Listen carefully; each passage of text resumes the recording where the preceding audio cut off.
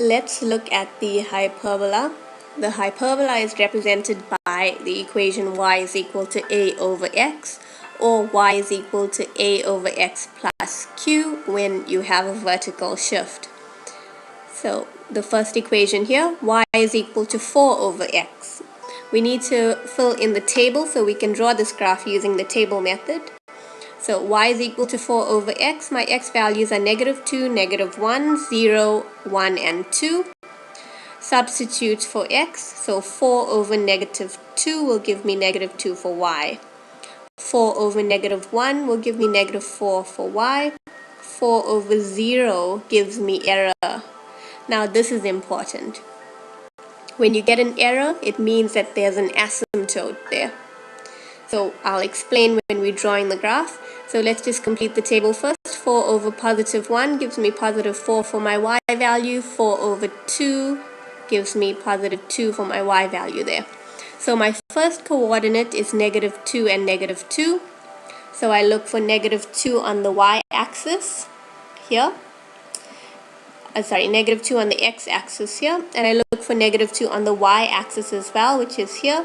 And where the two meet, there's my first coordinate here. The next one, -1 and -4. On my x-axis, I look for -1. On my y-axis, I look for -4, which is here, and there's my next point. The next one is error. When x is 0, we have an error, so it means I need to draw a dotted line going through 0. So there's my vertical dotted line here, and that goes through 0, so my asymptote is here. Let's complete plotting the point. So my next point is +1 and 4. When x is +1 here, my y value is 4 here, so my point is here. My next point is 2 and 2, so x is 2 and y is 2, so my next point is here. Right, so I have 4 points, I need to join them. Because I have an asymptote separating in the middle, my graph cannot touch the asymptote. So this is how I end up with 2 separate pieces of my graph. So in the hyperbola, there are 2 asymptotes. We can see one is our vertical asymptote here, and if we look at our graph, we can see that our graph will not touch the x-axis as well. So the horizontal axis is also an asymptote, so a dotted line there as well.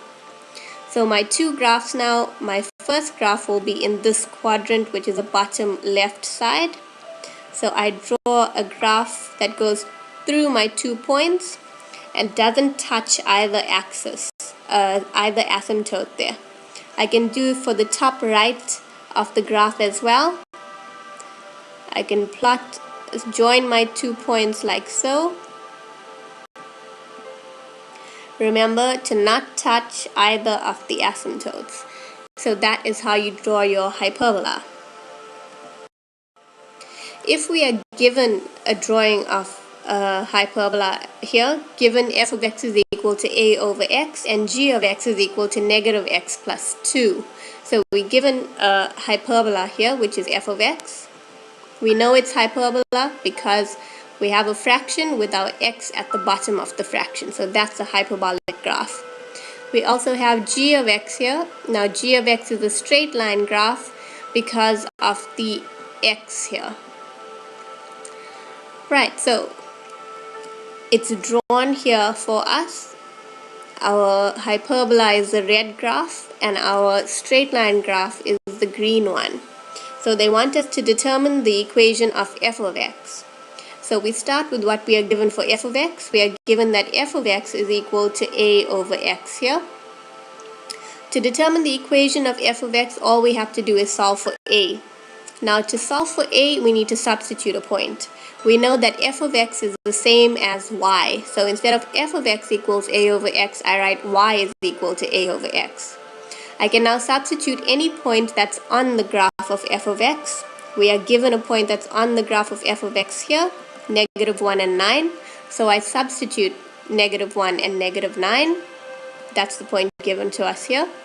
So y is equal to negative 9 is equal to a over negative 1. If I cross multiply there, a is equal to negative 9 times negative 1. A is equal to 9, so my equation is f of x is equal to 9 over x. We're given here another set of graphs. F of x is equal to a over x and g of x is equal to negative x over 2. Sorry, the same set of graphs. The next question, determine the asymptotes of f of x. So the asymptotes of f of x will be x is equal to 0 and y is equal to 0. As we can see here that the red graphs they go towards the y-axis here, but they don't touch it, and they go towards the x-axis here, but they don't touch it either. So those two are your asymptotes, x equals 0 and y equals 0. So read from the graph the points of intersection of f of x and g of x. Now points of intersection, this means where the two graphs cross each other. If I look at this graph here, these two graphs, the red one and the green one, are not crossing each other anywhere.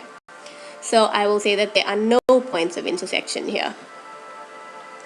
The next question, state the domain of f of x. Now in a hyperbola, the domain and the range as well, very unique. So the domain of f of x.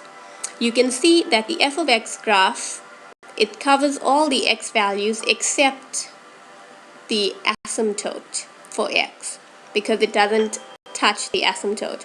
So we write our domain as x is an element of all real numbers, but x is not equal to the asymptote, in this case is 0. So this is our domain. The same for the range. The graph covers all the y values except the asymptote. So y is an element of all real numbers, but y is not equal to 0, which is the asymptote here. The next one, if f of x is translated 5 units up, write down the new equation of f of x. So our old equation was f of x is equal to 9 over x. That's what we calculated. If the graph is translated 5 units up, it means that at the end of our graph, we need to have a plus 5 to represent 5 units up.